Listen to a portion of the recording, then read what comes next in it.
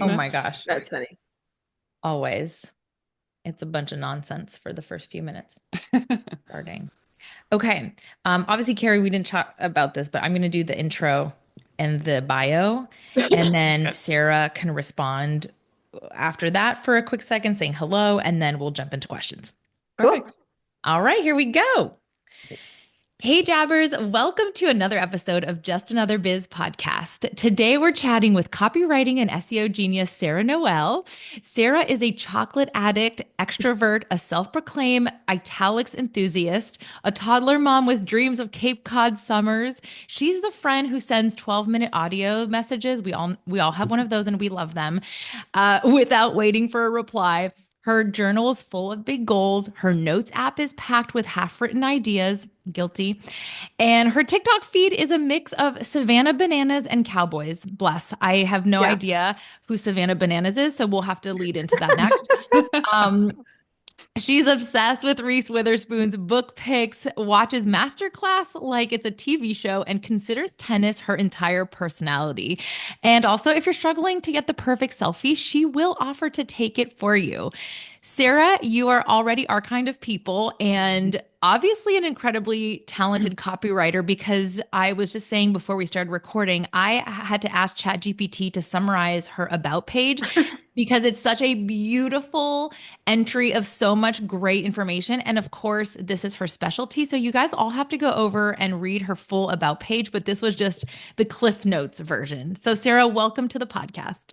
Thank you. It was very interesting to hear my own summary read back to me. And I do need to update my about page, I guess, because my son is no longer a toddler and my parents bought a Cape house. So now my dream has come true Oh about my my Cape Cod God. summers. And I do still watch Masterclass like a TV show. That part is still accurate. I love that. And who is Savannah Bananas? Oh, this is important. Okay, the Savannah Bananas are a baseball team. I bet you guys weren't seeing that coming. They're a Yeah. No. baseball team that, how do I summarize? That specializes in dance performance. I like Oh, anyone who knows the Okay. Savannah Bananas listening is going to be like, what? But you guys need to just go watch. So this man essentially bought this failing baseball team. I don't know why I'm making this my moment right now. no, this is amazing. You guys need to know the information. Like, fuck copywriting. You We actually need to do. hear about this.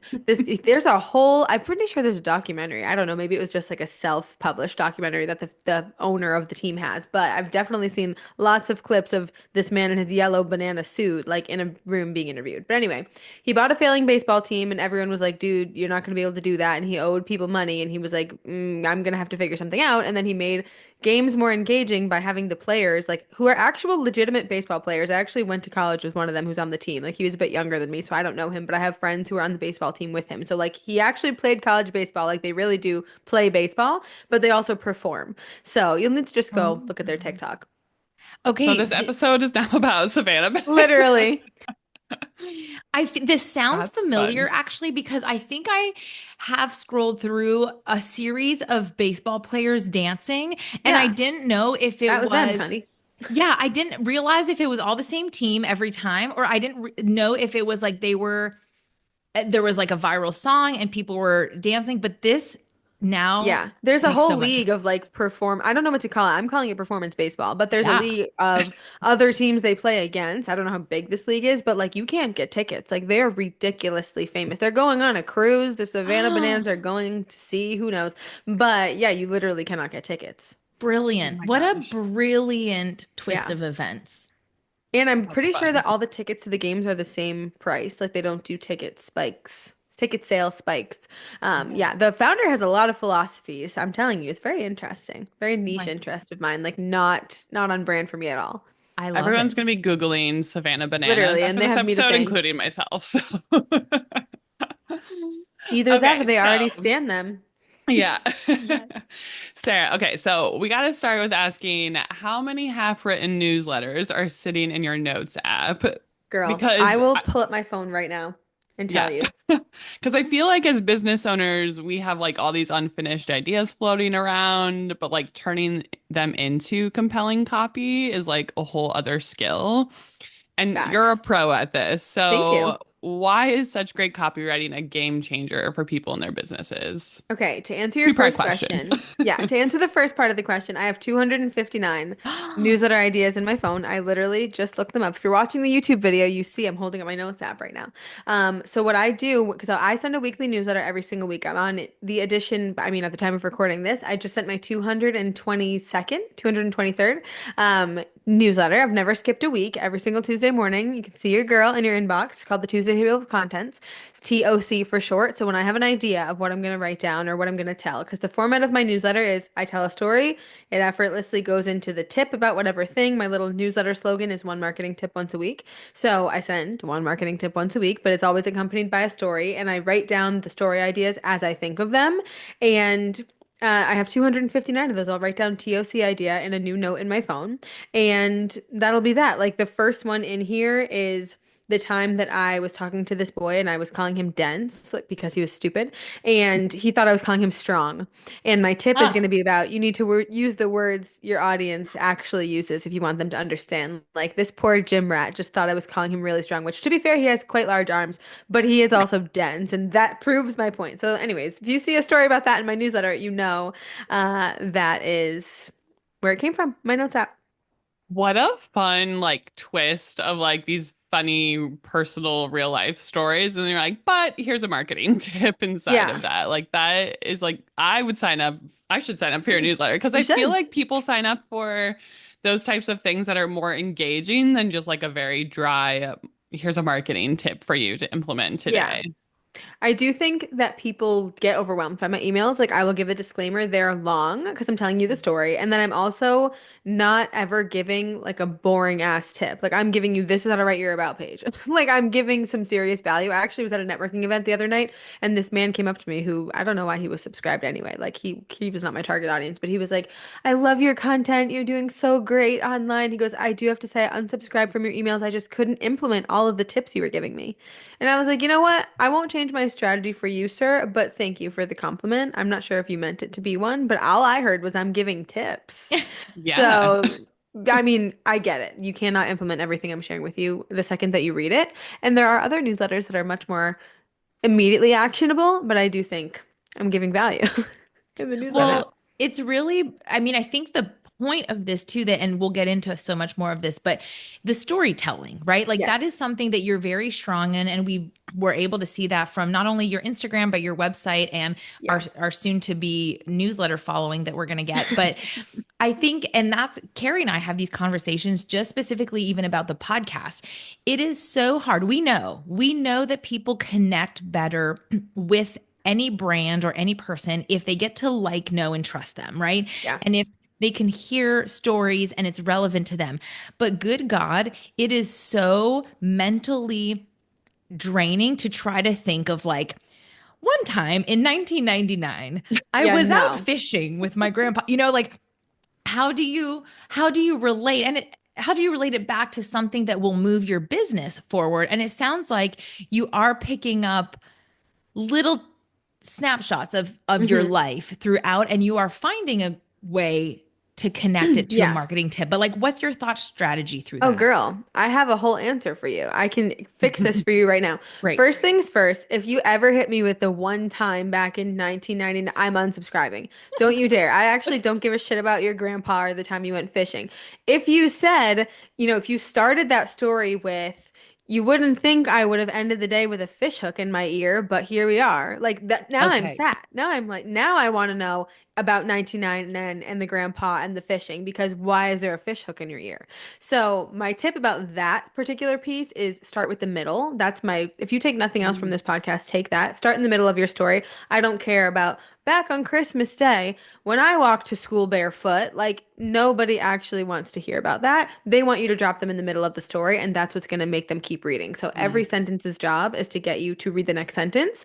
Once upon a time, no, so sorry, unsubscribe X, I'm not reading anymore. But Smart. to answer your question of how you get your story to relate back to something that's going to propel your business forward, there are two ways to do it. The first way, let's say you're starting with this story. Okay, so you went fishing with your grandpa back in 99. You ended up with a fish hook in your ear. Okay, you're like, I want to tell this story because it's interesting, because it's funny, because it's relatable, because my audience will like it. Whatever the reason you want to tell it, that works for me. Okay, so we're telling this story. Now we're going to backtrack and think, okay, what is the feeling that I had during this time? What is the emotion that the story is evoking? Am I scared about the fish hook in my ear? Am I laughing about it? Am I feeling guilty because this is supposed to be a really great day with grandpa? Like what am I feeling? Then I'm going to take that feeling and think, okay, what was a time that my audience felt that way about insert whatever I do? So if it was me, it would be okay, what instance is my audience feeling this way about website copy? Because I'm website girl, so that's my thing.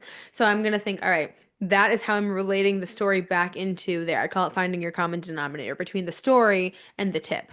Mm. Most of the time, for me, because I'm so story driven, I will start with the story. But a lot of times, too, I'll start with the tip because I have things to promote. Okay. Your girl's got a workshop. I have a self-paced course. I have a template. I have services. I have a million things that I'm doing. And I have, a content calendar like all the other marketing girlies who I have launches that happen at specific times. So sometimes it goes the other way. So we start with the thing that I want to promote. So let's say I want to promote my self-paced website copywriting course. It's called Site Series Sprint. It's evergreen, but sometimes I'll do, a push for getting more people to join that. So let's say I'm in one of those pushes right now for Site Series Sprint, the copywriting course. I'm going to think, okay, what does my audience need to know or believe to be ready to purchase this course? Or what do they already believe that I need to then, get them to the other side of that coin? So maybe they believe, okay, it's really annoying that I have to like redo my website because I just paid a copywriter to do this, or I just bought a template and now I'm going to have to do everything. Like I feel guilty. I just spent, $2,000 on this template.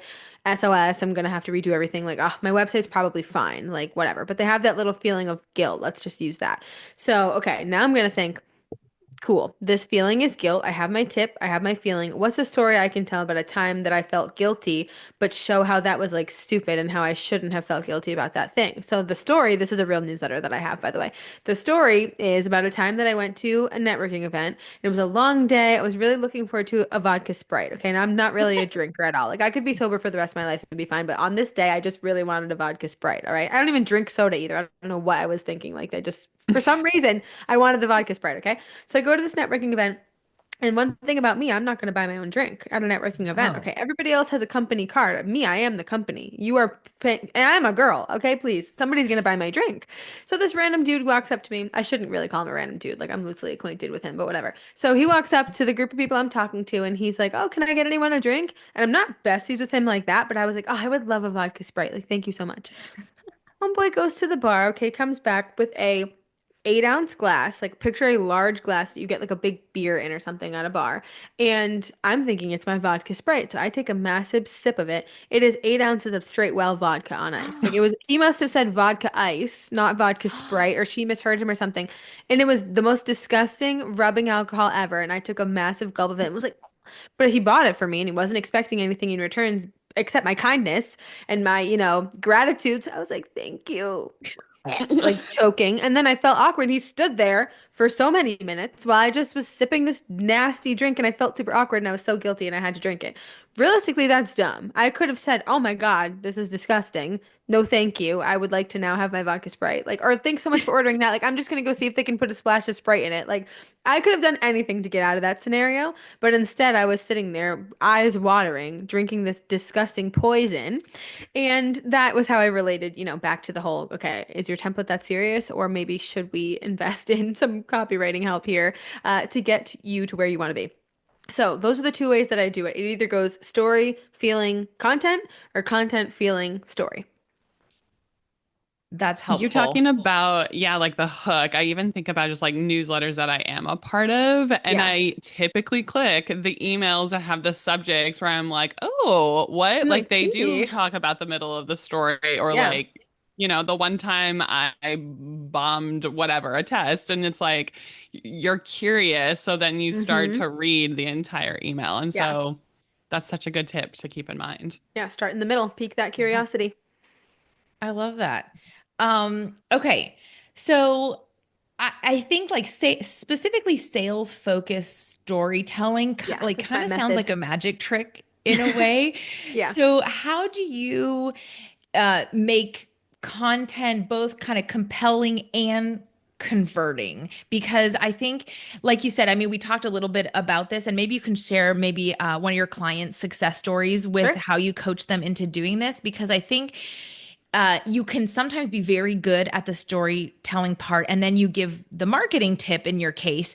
How does that convert into selling something? Or do you know that you're going to have to write X number of newsletters before the audience starts to decide they're going to buy?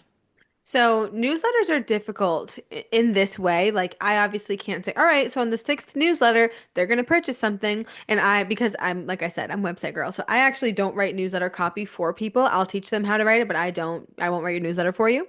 You know your stories, girl. You can write your own newsletter. But in the sense of website copy or just in general, any copy for anything, sales focused storytelling is my method that I developed. That's just what I call my style of copywriting, which is conversational copywriting. And I do think a lot of people get it twisted, like how you were asking, like, okay, but how do we make that convert? I think people think there's some recipe for conversion, but the recipe for conversion is being yourself and being specific. Like that's my recipe for conversion. So, but through this conversational copy, which of course is still also SEO optimized, I can explain how to do that after if you want, but I think people get in their own way, forget that they're a person with a perspective and a personality, and then they try to quote unquote make it conversion friendly, and then it sounds like every other bitch. Like it sounds like every other person in their industry. So nobody's interested in that. And then they're wondering, okay, well, why isn't it converting? And they think they don't have high converting copy. They're right, they don't. But what they really don't have is personality conversational copy, which to be fair, doesn't work for every brand. Like if you are a super professional, buttoned up brand, maybe it's not going to work for you. I'm not saying, call yourself a hoe for italics on your about page like me, but I do think that people have an issue with being themselves. They think that being themselves is not good enough, or like being, you don't have to be casual, but speaking in your own voice, they think for some reason that's like not allowed. There's no rules on website copy, guys. There's no rules at all.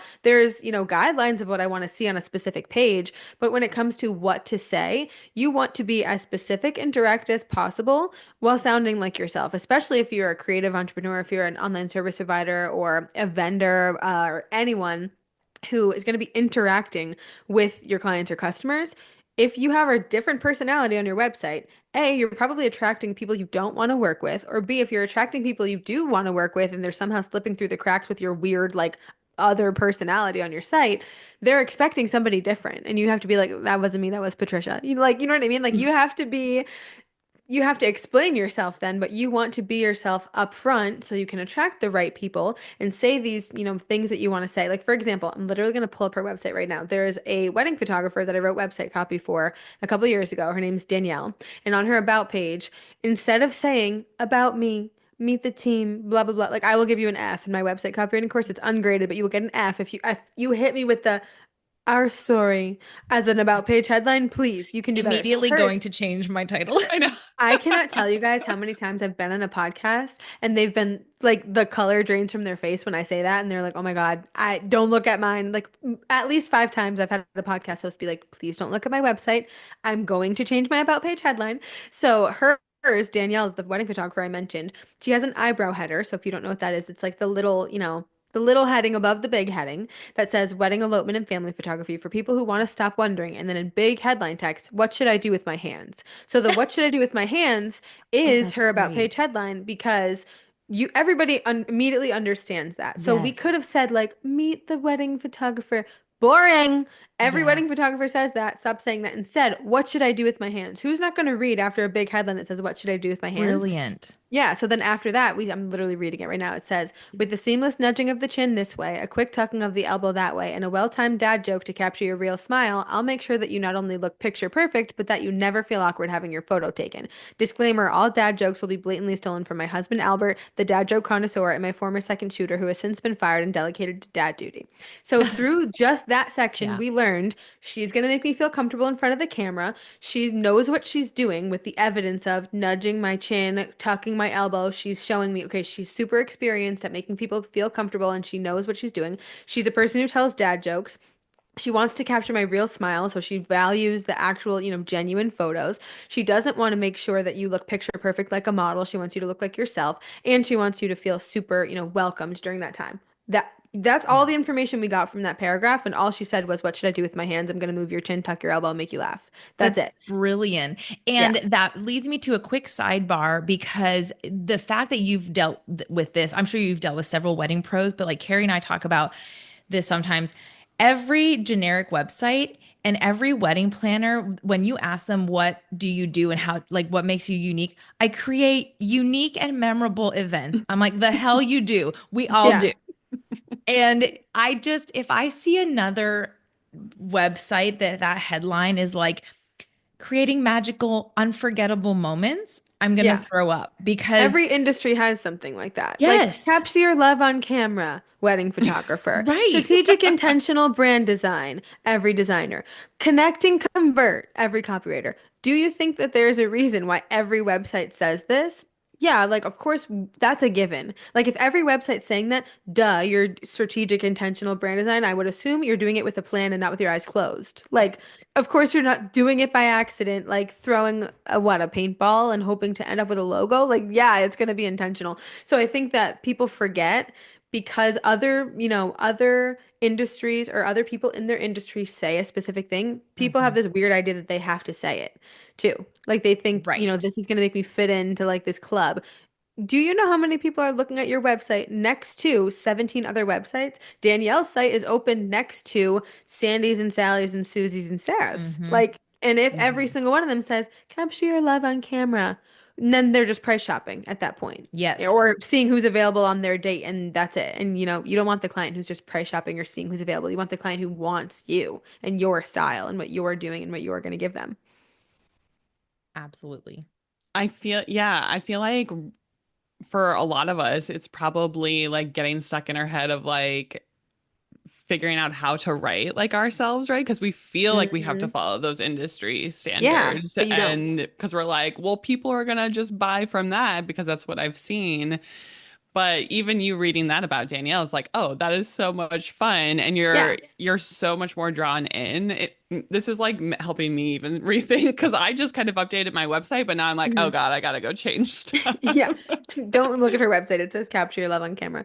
No, for real. I think that people don't realize that it's allowed. Like that's my mission over here. I'm telling you guys, it's fun. I can't tell you how many instances of my clients on a kickoff call. So at this point, I'm a website copywriter. So I do done for you website copy. And then I also teach people how to write website copy. And I'll be on a call with someone who I'll say, okay, just tell me what you do so I can make sure like I have a complete understanding of what it is. Like don't think about the perception of it. Don't think about your website copy. Just tell me real quick what you do. They will proceed to say the best thing ever and then end with, but I can't say that. And I'm like, girl, why?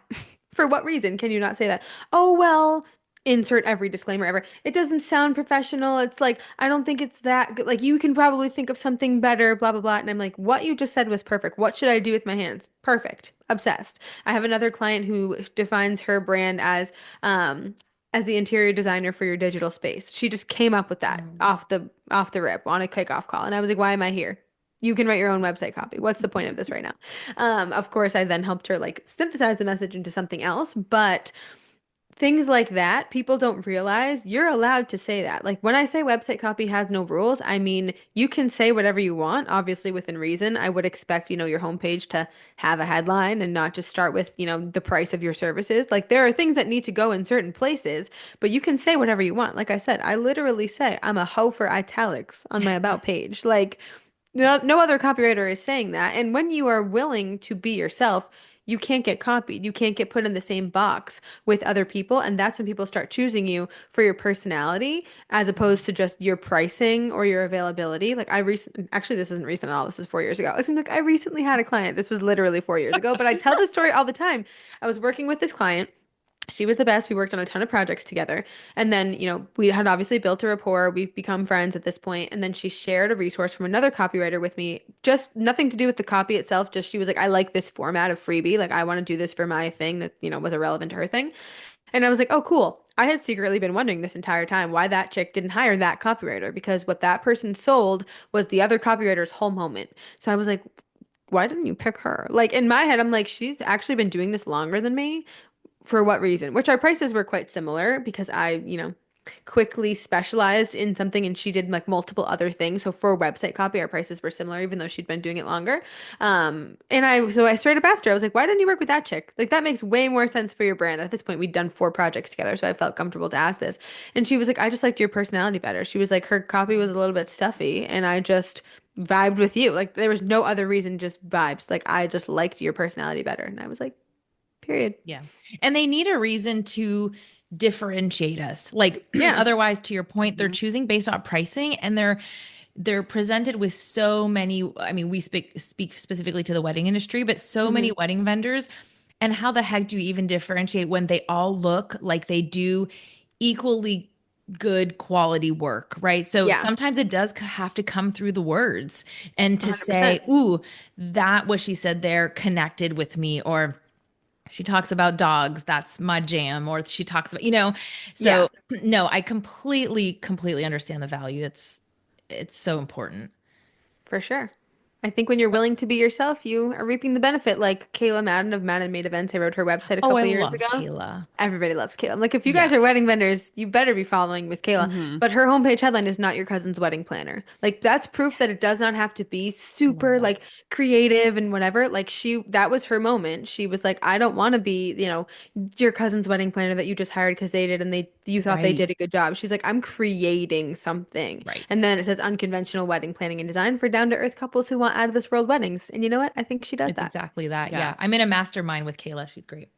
Love her. I looked at her website and you talking right now, I was like, Hmm. did you write her copy Yeah, I before you did. mentioned it? Because I looked at her work and I was like, her website was so fun and like Hmm. intriguing. So yeah, Yep.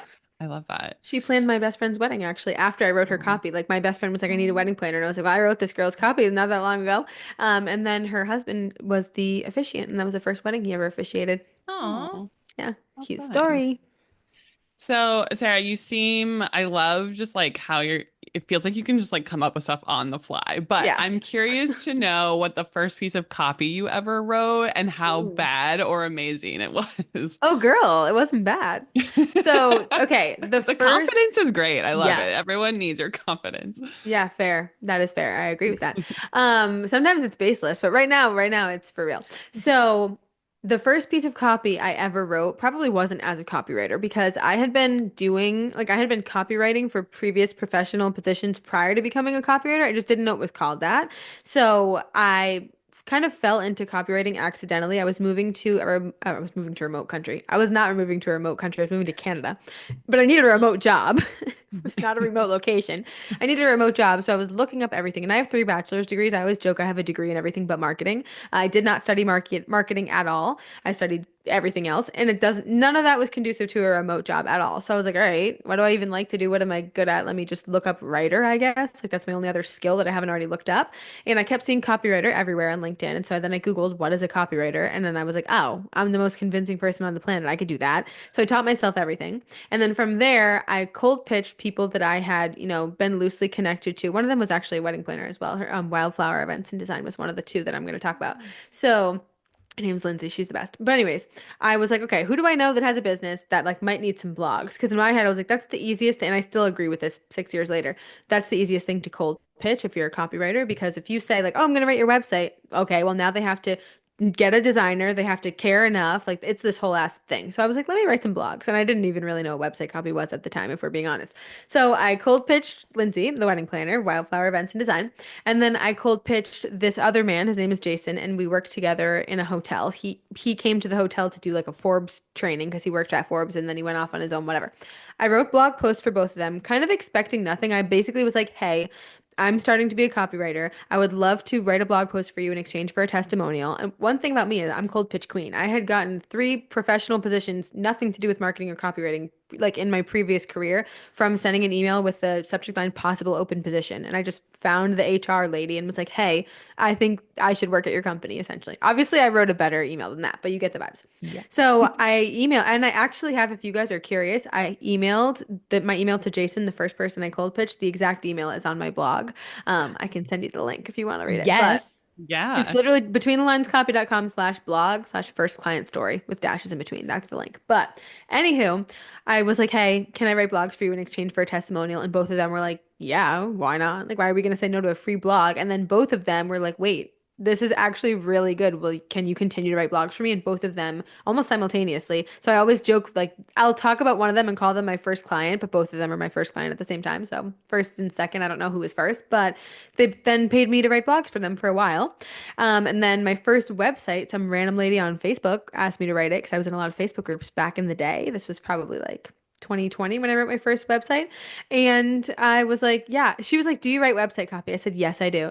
Never done that one time in my life. I said, yes, I do. I charge $1,100. And she said, perfect, here you go. And I said, great. And then I taught myself how to write website copy. And then the next person, her name was Lois. The first one, I don't really remember if it ever got published because I wanted to tell a story. This is actually a funny example. I wanted to tell a story on her about page that was like the perfect story for her that would help people, her ideal client, like really get to know her. It was like super specific to her scenario, whatever. It was great. And she was like, "Oh, I actually didn't want to talk about that." It was like her about her weight loss journey, and she was a weight loss coach, but she didn't want to talk about that. So I was like, "Oh, okay." That's interesting. Whatever you say, Queen. And then, yeah, I moved on to my second website, charged $1,500 for that one. And that one I think is still live. It's loisjefferscoaching.com. And I think it kind of slays and it's still alive 5 years later.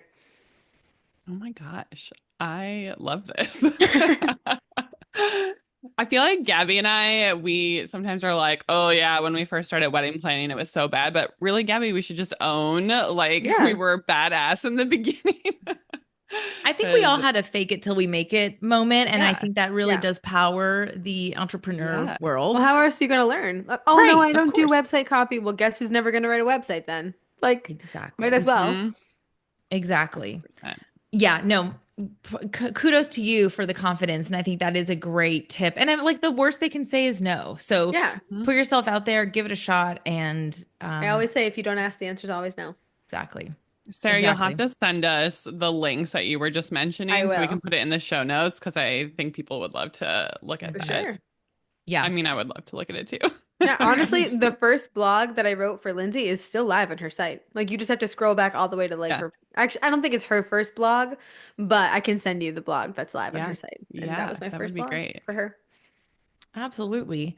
Okay, let's switch gears a little bit and jump into some SEO stuff. So Okay. it sometimes feel like, SEO is just kind of this out in the ether, a little bit of a battle between human and real people and robot type of Hmm. vibe when it comes to keywording and like how do we write it where we want to plug in the keyword, but we don't want to sound like AI necessarily. Yeah. So exactly that. How would you kind of, what are some tips that you can give us that allows our copy to rank well, but also still sound human? So I think the first thing that I want to say is that there's no amount of times a keyword has to show up on a page. There is no like hack to getting to number one. There's a strategy, but there's no like easy thing you can do. Like you can't just put keywords in places they don't belong and whatever. So, okay, I'll use myself as an example because that's easiest. So I rank number one for website copywriter. I also rank number one for website copywriting services and copywriting services. So that's my homepage and my services page. So if you Google website copywriter right now, you're going to find your girl. And I can tell you exactly how I did that. So I chose the target keyword for this one page. And I don't want to confuse people when I say you will see multiple links of mine come up, but the only page that I've intentionally chosen, to rank for website copywriter, which I shouldn't say chosen because I didn't, call Google up, but the page that I, set out to rank for website copywriter is my homepage. And I do want to make an important distinction here. When you're doing keyword research and choosing your keywords, there should be one keyword per page. So don't target wedding planner on your homepage and your about page and your services page because then you're only competing with yourself. So instead, you want to choose something else for those other pages. So maybe you're going to go for a wedding planner on your homepage and then wedding planning services on your services page. So like I've done with website copywriter Interesting. and website copywriting. Yeah, because you don't want to compete with yourself. Yeah. And then also you're probably saying repeat things. Like if you're talking about wedding planning, of course you're going to talk about wedding planning on every single page, but you don't want to target the same, keyword on every single page. And similarly, you don't want to have the same metadata on every page either. It's not going to be like Boston wedding planner on every single page. It needs to be Boston wedding planner and then Boston wedding planning services and then, other variations including the different keywords. So anyways, that's a different question. But if we're talking about ranking, so website copywriter is the keyword that I've targeted for my homepage. I put that keyword in my SEO title, so my metadata, the SEO title. I've put it in my H1 headline, which is the HTML that explains like to Google, hey, this is a big headline, hey, this is a paragraph, whatever. It goes in order of hierarchy. So H1 is your biggest Hmm. one. H2 is a subheading. H3 is another subheading. H4 is probably paragraph. If you use show it, it'll just say P for paragraph. So I have it in my H1 headline. I have it naturally throughout my copy in both subheadings and paragraphs, and that's it. If you go to my website right now and you Control F or Command F, website copywriter, you'll see it shows up 6 times. That's it. And that's through, I have a very long homepage, so that's through a lot of content. So it's proof that you don't need to put your keyword a million times. You just need to put it in the right places, and it needs to be natural. So if I'm talking about my website, my homepage headline is the website copywriter your narrative needs. Then I introduce myself. Hi, I'm Sarah, website copywriter, marketing mentor. I don't know what it says. My usual speech is unapologetic squirrel will be swearing. That's what I say when I introduce myself at a workshop or whatever. And then I'm just naturally talking about website copy. Of course, I'm talking about it, in the context of my services and what I can help you with. I'm not trying to fit it in. I'm just naturally explaining what I do. And I think that's how you make it sound human. And I think my hot take about this, which I'm not a person that loves to say hot take, but I do think this one is a little hot, especially in your industry, because you got a lot of wedding planning coaches out there that are like speaking on things they're not experts on. Sorry to be a hater, but I think that sometimes people don't understand that it's not that serious. So, in terms of keywords, you want to rank for keywords, obviously, but I think that you can do just as well by writing a blog post as opposed to like Hmm. picking the perfect keyword for your homepage or your services page. Like I would argue your homepage and your services page are the two pages, like landing pages of your site that need a keyword, and the rest focus on, targeting specific, like write about the venue that you were just at, write about Yeah. vendors that you were with. Like there are other ways that you can capture people's interest because when we talk about SEO, you want to be the best answer to the question or the best solution to the problem. There is no world unless somebody is Googling like about Sarah Noel that my about Hmm. page is going to be the answer. Same with Danielle. Like they would have to Google Danielle Defayette photography about like learn about Danielle to get brought to her about page for her about page to be the best answer to the question or the best solution to the problem. So that's why we can start her page off with what should I do with my hands? Because that it's not for SEO, that's for people getting to know her. But her services page or my services page is going to say copywriting services because people are Googling copywriting services. And I am the best solution to the problem and the best answer to the question because you're Googling that with the intention of hiring a copywriter. Guess what, Queen? I'm right here. I'm the best answer to the Well, question. yes. Okay, I'm so glad you brought this up because I it made me think of exactly that. Your thoughts on putting questions in your copy because I love how Google is obviously connecting to everything. I used to teach a lot about Pinterest and it was similar where if a rental company, for example, was naming their couch the Amelia couch. I said, nobody's searching the Amelia couch. They're Yeah. searching pink and blue velvet couch, so like Yeah. going back to basics. So, what are your thoughts on an FAQ? And this is kind of sidebarring, but FAQ where you have a few, like 4 or 5 questions that allow you to come up perhaps in a search result, and then you can answer it with keywords, obviously with real words, but Yeah. inserting your keywords. I think that is very industry specific, but I would argue that your copy needs to answer the question. So I wouldn't want someone Yeah. to be like, copywriting services, what's included, website copy, $9,000, testimonial, and then an FAQ. So I definitely think it's necessary to have your copy answer the question. So what by that I mean if you have an FAQ that says what's included, bitch, no. Go put a what's Right. included section, which I know that wasn't your question. I just don't want anyone to misunderstand. If I'm Totally. like, yeah, I put an FAQ and then they have 10 questions that it's just like should be their website copy. So I can't think of an example of a service provider or like a person where it would make sense for your services page to have an FAQ for the sole purpose of answering like the people also ask questions on Mm. Google. But if we're talking about a blog post, so this is actually a strategy I share often. So I ranked number one for Show It versus Squarespace and for my very in-depth blog post comparing the two platforms. And the reason, like the way that I got to number one, because I was chilling at like 4 and 5 for a while. And once I saw that, I was like, oh, get out of my way. I can make it to number one. What you do is you go and look at the people also ask section. So I will literally Google it right now. Let's Google show it versus Squarespace. Okay, so you'll see my article is first here. The people also ask section says, which is better, show Squarespace or Show It? Is there anything better than Squarespace? Does Show It have good SEO? What are the benefits of Show It? So now what I'm going to do is I'm going to go put those questions as a heading in my blog. Does Show Yes. It have good SEO? Answer the question there. Like I would use that strategy in a blog. I don't think it really makes sense for a page of your site because like what if somebody's asking like what is a website copywriter? Well, I'm not answering that on my site because I actually specialize in people who have 10 grand to give me for their website. And of course, they're not asking Right. what it is. They already know what it is. They're not deciding, should I hire one? They're deciding, should I hire Sarah or this other girl whose tab I have open? So Right. I think you have to consider like if you even want the answers to those questions to be on there and if it makes sense. And I would argue most of the time it doesn't. But blogging, yeah, you have my permission. But I Yeah. wouldn't put it as an FAQ. I would just put it as like a section Okay. of your blog. No, that's brilliant. I know exactly what you're talking about. And Mhm. on Google in those search results at Yep. the bottom. So that's brilliant. A brilliant tip that if there's any other takeaway from today, is that Yeah. one, blogging's not dead, which we've said a bazillion times.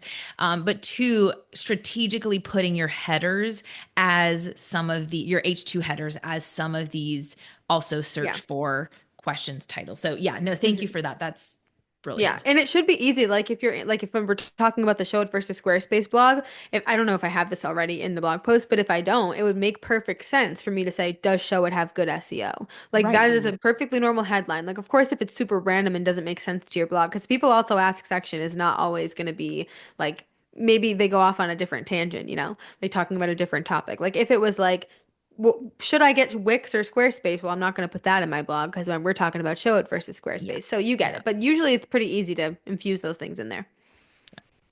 Nice. So with AI and like the digital world changing really daily, I feel like maybe even sometimes hourly, how do you feel like you stay ahead of the curve and keep your copywriting fresh and effective?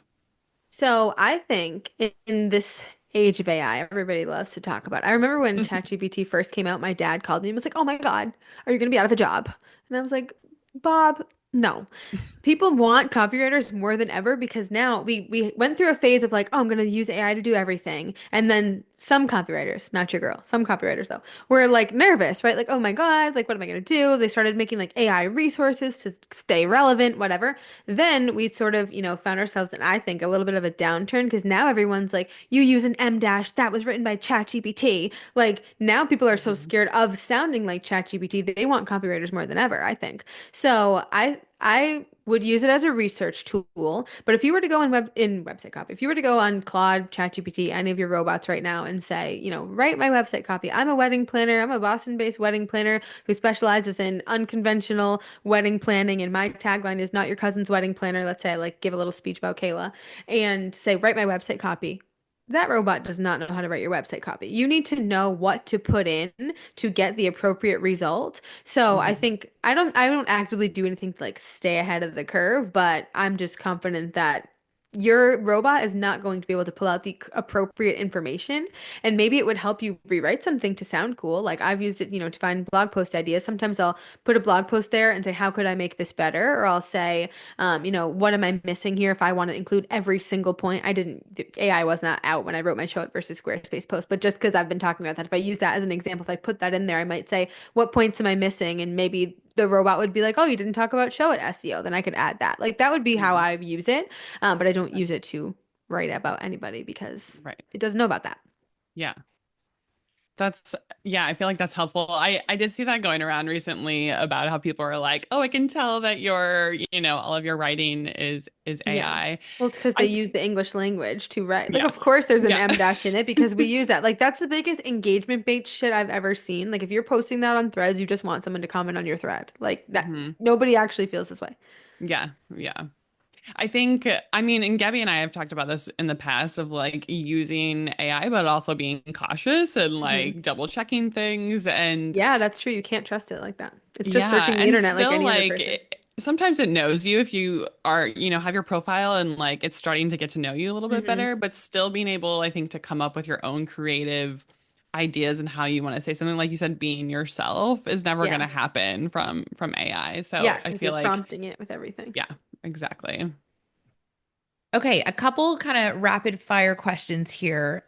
What are the biggest mistakes that businesses are making in their copy?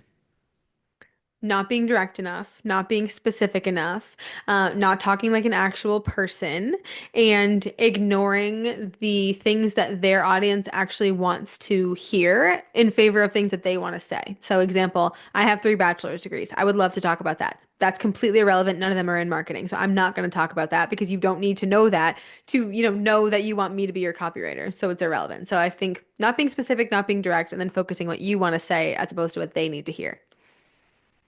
In regards to not being direct, do you feel like people not having like a call to action or just like they're super wordy on their websites and you're like, this is just like so much information that isn't relevant to even what you Yeah. do? I th actually think something different. I think when I say you're not being direct enough, I think you are not saying what you actually want to say. Like you're not saying what this person is actually looking for because you're too focused on being professional or being like some caricature of yourself or like being what you think somebody wants to read. So if I said like through beautiful website words and blah, blah, like instead I'm saying copy that makes you money. You know what I mean? Like sometimes people just Mhm. need to hear this specific thing. Of course, we want to hear all about the benefits. That's like the first thing learn about copywriting, right? Is like focus on the benefits and not the features. Sometimes they need to know about the features though. Like sometimes they need to know, yeah, this will work for you even if you're a bad writer. Like something that simple. This is helping me. I'm like thinking through things in my head on my own website that I'm like, okay, definitely gonna go change Yeah. that.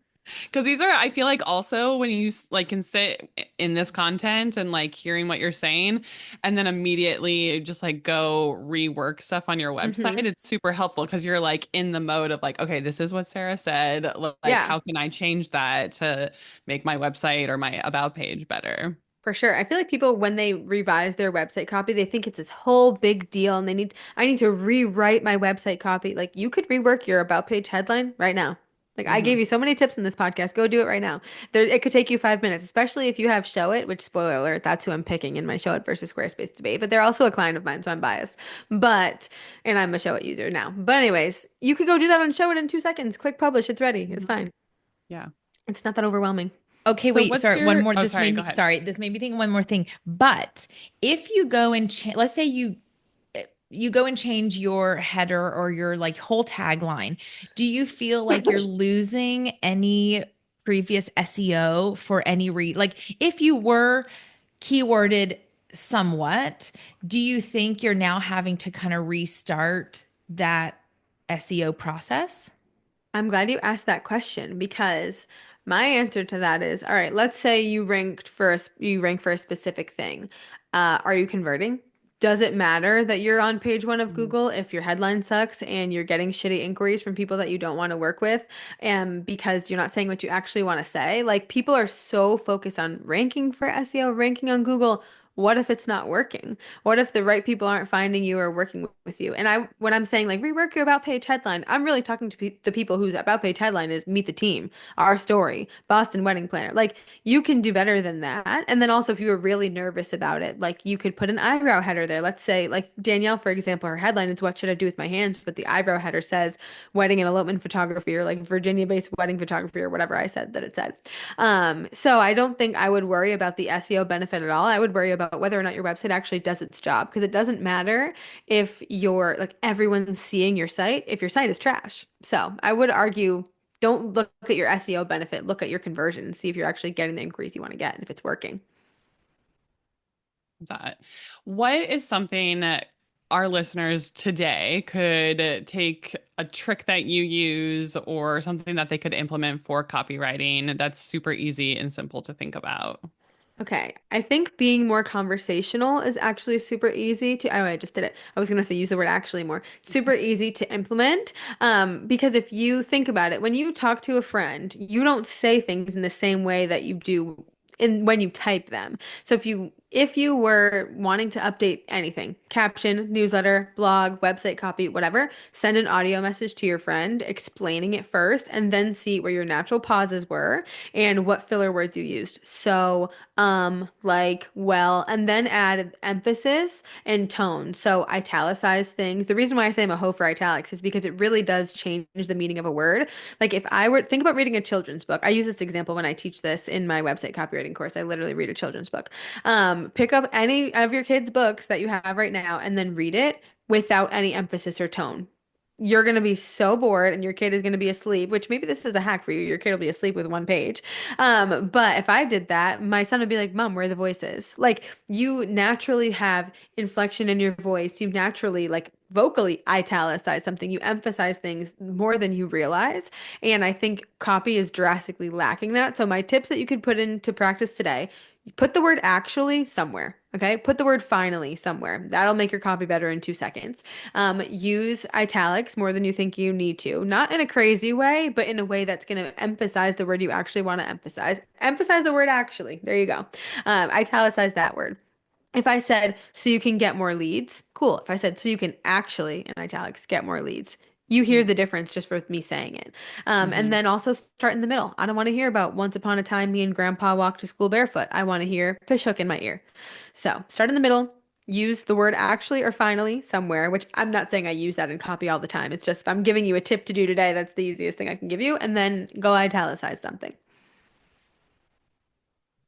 This is so good. I feel like lots of takeaways from today, and this has been super helpful. I mean, I'm sure Gabby and I are gonna get off this call and go update our website. But Sarah, how can people find you? How can they work with you? What's the best way for them to connect? So I'm at BTL Copy everywhere, but if you're feeling like the two of these girls right now, like shit, I gotta go update my website. I have a couple help is on the way. I have a couple things that can help you with. So I have a self-paced website copywriting course.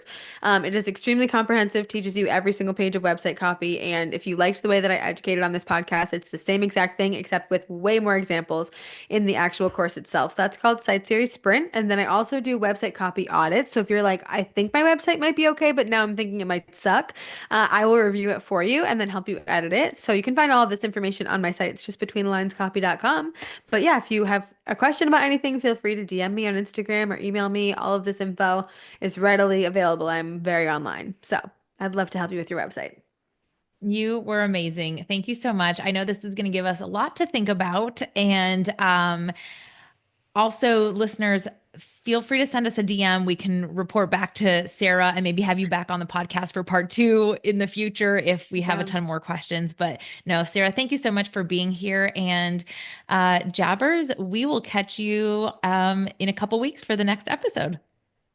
Bye, friends. Thanks. Okay, let me. Where's the end button?